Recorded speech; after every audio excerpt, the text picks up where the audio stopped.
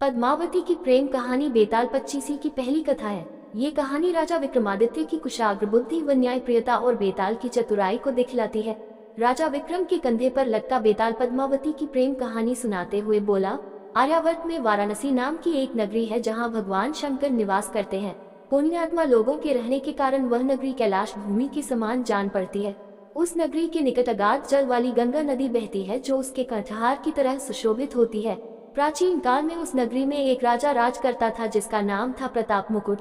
प्रताप मुकुट का वज्र मुकुट नामक एक पुत्र था जो अपने पिता की ही भांति बहुत धीर वीर और गंभीर था।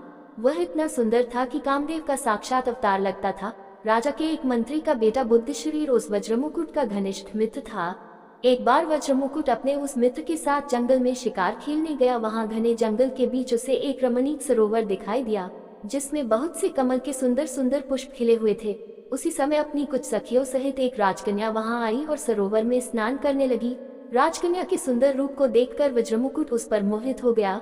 राजकन्या ने भी वज्रमुकुट को देख लिया था और वह भी पहली ही नजर में उसकी ओर आकृष्ट हो गई। राजकुमार वज्रमुकुट अभी उस राजकन्या के बारे में जानने के लिए सोच ही रहा था कि राजकन्या ने खेल खेल में ही उसकी ओर संकेत करके अपना नाम धाम भी बता दिया। उसने एक कमल के पत्ते को लेकर कान में लगाया, दंतपत्र से देर तक दांतों को खुरचा, एक दूसरा कमल माथे पर तथा हाथ अपने हृदय पर रखा, किंतु राजकुमार ने उस समय उसके इशारों का मतलब न समझा। उसके बुद्धिमान मित्र बुद्धिशरीर ने उन इशारों का मतलब समझ लिया था, अतः मन मन मुस्कुराता हुआ अपने मित्र की हालत देखता रहा जो उस राजकन्या के प्रेम बाण से आहत होकर राजकन्या और उसकी सखियों को वापस जाते देख रहा था। राजकुमार घर लौटा तो वह बहुत उदास था। उसकी दशा जलबिंद मछली की भांति हो रही थी। जब से वह शिकार से लौटा था उस राजकन्या के वियोग में उसका खाना पीना छूट गया था। राजकुमारी की याद आते ही उसका मन उसे पाने के लिए बेचैन होने लगता था। एक दिन बुद्धिशरीर ने राजकुमार से एकांत में इसका कारण पूछा। कारण जानकर उसने कहा कि उसका मिलना कठिन नहीं है। तब राजकुमार ने अधीरता से कहा, जिसका न तो नाम धाम मालूम है और न जिसके कुल का ही कोई पता है, वह भला कैसे पाई जा सकती है? फिर तुम व्यर्थ ही मुझे भरोसा क्यों दिलाते हो? इस पर मंत्री पुत्र बुद्धिशरीर बोला, मित्र, उसने तुम्हें इशारों से जो कुछ बताया था क्या उन्हें तुमने नहीं देखा? सुनो। उसने कानों पर उत्पल रखकर बताया कि वह राजा कर्णोत्पल के राज्य में रहती है। दांतों को खुरचकर यह संकेत दिया कि वह वहां के दंतवैद्य की कन्या है। अपने कान में कमल का पत्ता लगाकर उसने अपना नाम पद्मावती बताया और हृदय पर हाथ रखकर सूचित किया कि उसका हृदय तुम्हें अर्पित हो चुका है। कलिंग देश में कर्णोत्पल नाम का एक सुविख्यात राजा है। उसके दरबार में दंतवैद्य की पद्मावती नाम की एक कन्या है जो उसे प्राणों से भी अधिक प्यारी है। दंतवैद्य उस पर अपनी जान छिड़कता है। मंत्री पुत्र ने आगे बताया, मित्र, ये सारी बातें मैंने लोगों के मुख से सुन रखी थी, इसलिए मैंने उसके उन इशारों को समझ लिया जिससे उसने अपने देश आदि की सूचना दी थी। मंत्री पुत्र के ऐसा कहने पर राजकुमार को बेहद संतोष हुआ। प्रिया का पता लगाने का उपाय मिल जाने के कारण वह प्रसन्न भी था। वह अपने मित्र के साथ अगले ही दिन आखिर का बहाना करके अपनी प्रिया से मिलने चल पड़ा। आधी राह में अपने घोड़े को वायुवेग से दौड़ाकर उसने अपने सैनिकों को पीछे छोड़ दिया और केवल मंत्री पुत्र के साथ कलिंग की ओर बढ़ चला। राजा कर्णोत्पल के राज्य में पहुंचकर उसने दंतवैद्य की खोज की और उसका घर देख लिया। तब राजकुमार और मंत्री पुत्र ने उसके घर के पास ही निवास करने के लिए एक वृद्ध स्त्री के मकान में प्रवेश किया। मंत्री पुत्र ने घोड़ों को दाना पानी देकर उन्हें छिपाकर बांध दिया। फिर राजकुमार के सामने ही उसने वृद्धा से कहा, हे माता, क्या आप संग्रामवर्धन नाम के किसी दंतवैद्य को जानती हैं? ये सुनकर उस वृद्धा स्त्री ने आश्चर्यपूर्वक कहा, हाँ, मैं जानती हूँ, मैं उनकी धाय हूँ, लेकिन अधिक उम्र हो जाने के कारण अब उन्होंने मुझे अपनी बेटी पद्मावती की सेवा में लगा दिया है, किंतु वस्त्रों से हीन होने के कारण मैं सदा उसके पास नहीं जाती। मेरा बेटा नालायक और जुआरी है, मेरे वस्त्र देखते ही वह उन्हें उठा ले जाता है। बुढ़िया के ऐसा कहने पर प्रसन्न होकर मंत्री पुत्र ने अपने उत्तरीय आदि वस्त्र उसे देकर संतुष्ट किया। फिर वह बोला, तुम हमारी माता के समान हो, पुत्र समझकर हमारा एक कार्य गुप्त रूप से कर दो तो हम आपके बहुत आभारी रहेंगे। तुम इस दंतवैद्य की कन्या पद्मावती से जाकर कहो कि जिस राजकुमार को उसने सरोवर के किनारे देखा था वह यहाँ आया हुआ है। प्रेमवश उसने ये संदेश कहने के लिए तुम्हें वहाँ भेजा है। उपहार मिलने की आशा में वह बुढ़िया तुरंत ऐसा करने को तैयार हो गई। वह पद्मावती के पास पहुंची और वह संदेश पद्मावती को देकर शीघ्रता से लौट आई। पूछने पर उसने राजकुमार और मंत्री पुत्र को बताया, मैंने जाकर तुम लोगों के आने की बात गुप्त रूप से उससे कही। सुनकर उसने मुझे बहुत बुरा भला कहा और कपूर लगे अपने दोनों हाथों से मेरे दोनों गालों पर कई थप्पड़ मारे। मैं इस अपमान को सहन न कर सकी और दुखी होकर रोती हुई वहां से लौट आई। बेटे, स्वयं अपनी आंखों से देख लो, मेरे दोनों गालों पर अभी भी उसके द्वारा मारे गए थप्पड़ों के निशान मौजूद हैं। बुढ़िया द्वारा बताए जाने पर राजकुमार उदास हो गया, किंतु महाबुद्धिमान मंत्री पुत्र ने उससे एकांत में कहा, तुम दुखी मत हो मित्र। पद्मावती ने बुढ़िया को फटकार कर कपूर से उजली अपनी 10 उंगलियों की छाप द्वारा तुम्हें ये बताने की कोशिश की है कि तुम शुक्ल पक्ष की 10 चांदनी रातों तक प्रतीक्षा करो। ये रातें मिलन के लिए उपयुक्त नहीं है। फिर मंत्री पुत्र राजकुमार और पद्मावती की प्रेम कहानी को सफल बनाने के लिए बाजार में गया और अपने पास का थोड़ा सा सोना बेच आया। उससे मिले धन से उसने बुढ़िया से उत्तम भोजन तैयार करवाया और उस वृद्धा के साथ ही भोजन किया। इस तरह 10 दिन बिताकर मंत्री पुत्र ने उस बुढ़िया को फिर पद्मावती के पास भेज दिया। बुढ़िया उत्तम भोजन के लोभ में ये कार्य करने के लिए फिर से तैयार हो गई। बुढ़िया ने लौटकर उन्हें बताया, आज मैं यहाँ से जाकर चुपचाप उसके पास खड़ी रही। तब उसने स्वयं ही तुम्हारी बात कहने के लिए मेरे अपराध का उल्लेख करते हुए मेरे हृदय पर महावर लगी अपनी 3 उंगलियों से आघात किया। इसके बाद मैं उसके पास से यहाँ चली आई। 3 रातें बीत जाने के बाद मंत्री पुत्र ने अकेले में राजकुमार से कहा, तुम कोई शंका मत करो मित्र। पद्मावती ने महावर लगी 3 उंगलियों की छाप छोड़कर यह सूचित किया है कि वह अभी 3 दिन तक राजमहल में रहेगी। ये सुनकर मंत्री पुत्र ने फिर से बुढ़िया को पद्मावती के पास भेजा। उस दिन जब बुढ़िया पद्मावती के पास पहुंची तो उसने बुढ़िया का उचित स्वागत सत्कार किया और उसे स्वादिष्ट भोजन भी कराया। पूरा दिन वह बुढ़िया के साथ हंसती मुस्कुराती बातें करती रही। शाम को जब बुढ़िया लौटने को हुई तभी बाहर बहुत डरावना शोरगुल सुनाई दिया। हाय हाय, यह पागल हाथी जंजीरें तोड़कर लोगों को कुचलता हुआ भागा जा रहा है। बाहर से मनुष्यों की ऐसी चीख पुकार सुनाई पड़ी। तब पद्मावती ने उस बुढ़िया से कहा, राजमार्ग को एक हाथी ने रोक रखा है, उससे तुम्हारा जाना उचित नहीं है। मैं तुम्हें रस्सियों से बंधी एक पीढ़ी पर बैठाकर उस बड़ी खिड़की के रास्ते नीचे बगीचे में उतरवा देती हूँ। उसके बाद पेड़ के सहारे बाग की 4 दीवारी पर चढ़ जाना और फिर वहाँ से दूसरी ओर के पेड़ पर चढ़कर नीचे उतर जाना, फिर वहाँ से अपने घर चली जाना। ये कहकर एक रस्सी से बंधी पीढ़ी पर बैठाकर उसने बुढ़िया को अपनी दासियों द्वारा खिड़की के रास्ते नीचे बगीचे में उतरवा दिया। बुढ़िया पद्मावती द्वारा बताए हुए उपाय से घर लौट आई और सारी बातें ज्यों की त्यों राजकुमार और मंत्री पुत्र को बता दी। तब उस मंत्री पुत्र ने राजकुमार से कहा, मित्र तुम्हारा मनोरथ पूरा हुआ। उसने युक्ति पूर्वक तुम्हें रास्ता भी बतला दिया है, इसलिए आज ही शाम को तुम वहां जाओ और इसी मार्ग से अपनी उस प्रिया के भवन में प्रवेश करो। राजकुमार ने वैसा ही किया। बुढ़िया के बताए हुए तरीके द्वारा वह 4 दीवारी पर चढ़कर पद्मावती के बगीचे में पहुंच गया। वहां उसने रस्सियों से बंधी हुई पीढ़ी को लटकते देखा, जिसके ऊपरी छज्जे पर राजकुमार की राह देखती हुई कई दासियां खड़ी थीं। जो ही राजकुमार पीढ़ी पर बैठा, दासियों ने रस्सी ऊपर खींच ली और वह खिड़की की राह से अपनी प्रिया के पास जा पहुंचा। मंत्री पुत्र ने जब अपने मित्र को निर्विघ्न खिड़की में प्रवेश करते देखा तो वह संतुष्ट होकर वहां से लौट गया। अंदर पहुंचकर राजकुमार ने अपनी प्रिया को देखा। पद्मावती का मुख पूर्ण चंद्र के समान था, जिससे शोभा की किरणें छिटक रही थी। पद्मावती भी उत्कंठा से भरी राजकुमार के अंग लग गई और अनेक प्रकार से उसका सम्मान करने लगी। अनंतर राजकुमार ने गांधर्व विधि से पद्मावती के साथ विवाह रचा लिया और कई दिन तक गुप्त रूप से उसी के आवास में छिपा रहा। कई दिनों तक वहां रहने के बाद एक रात को उसने अपनी प्रिया से कहा, मेरे साथ मेरा मित्र बुद्धिशरीर भी यहाँ आया है। वह यहाँ अकेला ही तुम्हारी धाई के घर में रहता है। मैं अभी जाता हूँ, उसकी कुशलता का पता करके और उसे समझा बुझाकर पुनः तुम्हारे पास आ जाऊंगा। ये सुनकर पद्मावती ने राजकुमार से कहा, आर्यपुत्र ये तो बतलाए कि मैंने जो इशारे किए थे उन्हें तुमने समझा था या बुद्धिशरीर ने? मैं तो तुम्हारे इशारे बिल्कुल भी नहीं समझा था। राजकुमार से बताया, उन इशारों को मेरे मित्र बुद्धिशरीर ने ही समझकर मुझे बताया था। ये सुनकर और कुछ सोचकर पद्मावती ने राजकुमार से कहा, ये बात इतने विलंब से कहकर आपने बहुत अनुचित कार्य किया है। आपका मित्र होने के कारण वह मेरा भाई है। पान पत्तों से मुझे पहले उसका ही स्वागत सत्कार करना चाहिए था।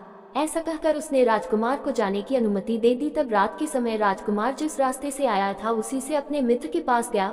पद्मावती से उसके इशारे समझाने के बारे में राजकुमार को जो बातें हुई थी, बातों बातों में वह सब भी उसने मंत्री पुत्र को कह सुनाए। मंत्री पुत्र ने अपने संबंध में कही गई इस बात को उचित न समझकर इसका समर्थन नहीं किया। इसी बीच रात बीत गई। सवेरे संध्या वंदन आदि से निवृत्त होकर दोनों बातें कर रहे थे। तभी पद्मावती की एक सखी हाथ में पान और पकवान लेकर वहां आई। उसने मंत्री पुत्र का कुशल मंगल पूछा और लाई हुई चीजें उसे दे दी। बातों बातों में उसने राजकुमार से कहा कि उसकी स्वामिनी भोजन आदि के लिए उसकी प्रतीक्षा कर रही है। पल भर बाद वह गुप्त रूप से वहां से चली गई। तब मंत्री पुत्र ने राजकुमार से कहा, मित्र अब देखिए, मैं आपको एक तमाशा दिखाता हूँ। ये कहकर उसने एक कुत्ते के सामने वह भोजन डाल दिया। कुत्ता वह पकवान खाते ही तड़प तड़प कर मर गया। ये देखकर आश्चर्यचकित हुए राजकुमार ने मंत्री पुत्र से पूछा, मित्र यह कैसा कौतुक है? तब मंत्री पुत्र ने कहा, मैंने उसके इशारों को पहचान लिया था, इसलिए मुझे धूर्त समझकर उसने मेरी हत्या कर देनी चाहिए थी। इसी से तुम में बहुत अनुराग होने के कारण उसने मेरे लिए विष मिश्रित पकवान भेजे थे। उसे भय था कि मेरे रहते राजकुमार एकमात्र उसी में अनुराग नहीं रख सकेगा और उसके वश में रहकर उसे छोड़कर अपनी नगरी में चला जाएगा। इसलिए उस पर क्रोध न करो, बल्कि उसे अपने माता पिता के त्याग के लिए प्रेरित करो और सोच विचार उसके हरण के लिए मैं तुम्हें जो युक्ति बतलाता हूँ उसके अनुसार आचरण करो। मंत्री पुत्र के ऐसा कहने पर राजकुमार यह कहकर उसकी प्रशंसा करने लगा कि सचमुच तुम बुद्धिमान हो। इसी बीच अचानक बाहर से दुख से विकल लोगों का शोरगुल सुनाई पड़ा, जो कह रहे थे, हाय हाय, राजा का छोटा बच्चा मर गया। ये सुनकर मंत्री पुत्र प्रसन्न हुआ। उसने राजकुमार से कहा, आज रात को तुम पद्मावती के घर जाओ, वहाँ तुम उसे इतनी मदिरा पिलाना कि वह बेहोश हो जाए और वह किसी मृतक के समान जान पड़े। जब वह बेहोश हो तो उस हालत में तुम एक त्रिशूल गर्म करके उसकी जान पर दाग देना और उसके गहनों की गठरी बांधकर रस्सी के सहारे खिड़की के रास्ते से यहाँ चले आना। उसके बाद मैं सोच विचार कर कोई वैसा उपाय करूंगा जो हमारे लिए कल्याणकारी हो। राजकुमार ने वैसा ही किया। उसने पद्मावती को जी भर कर मदिरा पिलाए और जब वह बेहोश हो गई तो उसकी जान पर त्रिशूल से एक बड़ा सा दाग बना दिया और उसके गहनों की गठरी बनाकर अपने साथ ले आया। सवेरे शमशान में जाकर मंत्री पुत्र ने तपस्वी का रूप धारण किया और राजकुमार को अपना शिष्य बनाकर उससे कहा, अब तुम इन आभूषणों में से मोतियों का हार लेकर बाजार में बेचने के लिए जाओ, लेकिन इसका दाम इतना अधिक बताना कि इसे कोई खरीद न सके। साथ ही यह भी प्रयत्न करो कि इसे लेकर घूमते हुए तुम्हें अधिक से अधिक लोग देखें। अगर नगर रक्षक तुम्हें पकड़े तो बिना घबराए हुए तुम कहना कि मेरे गुरु ने इसे बेचने के लिए मुझे दिया है। तब राजकुमार बाजार में गया और वहाँ उस हार को लेकर घूमता रहा। उधर दंतवैद्य की बेटी के गहनों की चोरी की खबर पाकर नगर रक्षक उसका पता लगाने के लिए घूमते फिर रहे थे। राजकुमार को हार के साथ देखकर उन लोगों ने उसे पकड़ लिया। नगर रक्षक राजकुमार को नगरपाल के पास ले गए। उसने तपस्वी के वेश में राजकुमार को देखकर आदर सहित पूछा, भगवान, मोतियों का ये हार आपको कहाँ से मिला? पिछले दिनों दंतवैद्य की कन्या के आभूषण चोरी हो गए थे जिनमें इस हार का भी जिक्र था। इस पर तपस्वी शिष्य बना राजकुमार बोला, इसे मेरे गुरु ने बेचने के लिए मुझे दिया है, आप उन्हीं से पूछ लीजिए। तब नगरपाल वहां आया तो तपस्वी रूपी मंत्री पुत्र ने कहा, मैं तो तपस्वी हूँ, सदा जंगलों में यहाँ वहाँ घूमता रहता हूँ। संयोग से मैं पिछली रात इस शमशान में आकर टिक गया था। यहाँ मैंने इधर उधर से आई हुई योगिनियों को देखा। उनमें से एक योगिनी राजपुत्र को ले आई और उसने उसका हृदय निकालकर भैरव को अर्पित कर दिया।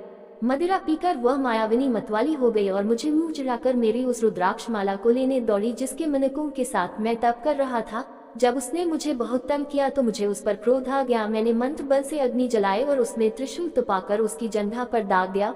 उसी समय मैंने उसके गले से यह मोतियों का हार खींच लिया था। अब मैं ठहरा तपस्वी, यह हार मेरे किसी काम का नहीं है, इसलिए मैंने अपने शिष्य को इसे बेचने के लिए भेज दिया था। ये सुनकर नगरपाल राजा के पास पहुंचा और उसने राजा से सारा वृतांत कह सुनाया। राजा ने बात सुनकर उस मोतियों के हार को पहचान लिया। पहचानने का कारण ये था कि वह हार स्वयं राजा ने ही दंतवैद्य की बेटी को उपहार स्वरूप भेंट किया था।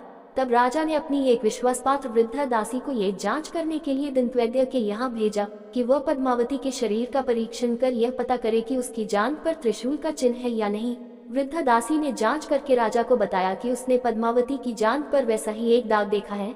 इस पर राजा को विश्वास हो गया कि पद्मावती ही उसके बेटे को मारकर खा गई है।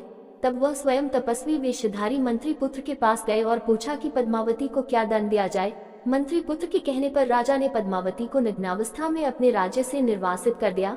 नग्न करके वन में निर्वासित कर दिए जाने पर भी पद्मावती ने आत्महत्या नहीं की। उसने सोचा कि मंत्री पुत्र ने ही यह सब उपाय किया है।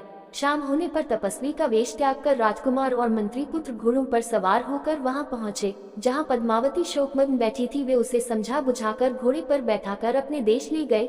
वहां राजकुमार उसके साथ सुखपूर्वक रहने लगा। बेताल ने पद्मावती की प्रेम कहानी सुनाकर राजा विक्रमादित्य से पूछा, राजन, आप बुद्धिमानों में श्रेष्ठ हैं, अतः मुझे ये बताए कि यदि राजा क्रोधवश उस समय पद्मावती को नगर निर्वासन का आदेश न देकर उसे मारने का आदेश दे देता अथवा पहचान लिए जाने पर वह राजकुमार का ही वध करवा देता तो इन पति पत्नी के वध का पाप किसे लगता? मंत्री पुत्र को, राजकुमार को अथवा पद्मावती को? राजन, यदि जानते हुए भी तुम मुझे ठीक ठीक नहीं बतलाओगे तो विश्वास जानो कि तुम्हारे सिर के 100 टुकड़े हो जाएंगे। बेताल के ऐसा कहने पर सब कुछ जानते हुए भी राजा विक्रमादित्य ने शाप के भय से उससे यूं कहा, योगेश्वर, इसमें न जानने योग्य क्या है? इसमें इन तीनों का कोई पाप नहीं है। जो पाप है वह राजा कर्णोत्पल का है। बेताल बोला, इसमें राजा का पाप क्या है? जो कुछ किया वह तो उन तीनों ने किया। हंस यदि चावल खा जाए तो इसमें कौन का क्या अपराध है? तब विक्रमादित्य बोला, उन तीनों का कोई दोष नहीं था। पद्मावती और राजकुमार कामाग्नि में जल रहे थे। वे अपने स्वार्थ साधन में लगे हुए थे, अतः वे भी निर्दोष थे। उनका विचार नहीं करना चाहिए। लेकिन राजा कर्णोत्पल अवश्य पाप का भागी था। राजा होकर भी वह नीतिशास्त्र नहीं जानता था। उसने अपने गुप्तचरों के द्वारा अपनी प्रजा से भी सच झूठ का पता नहीं लगवाया।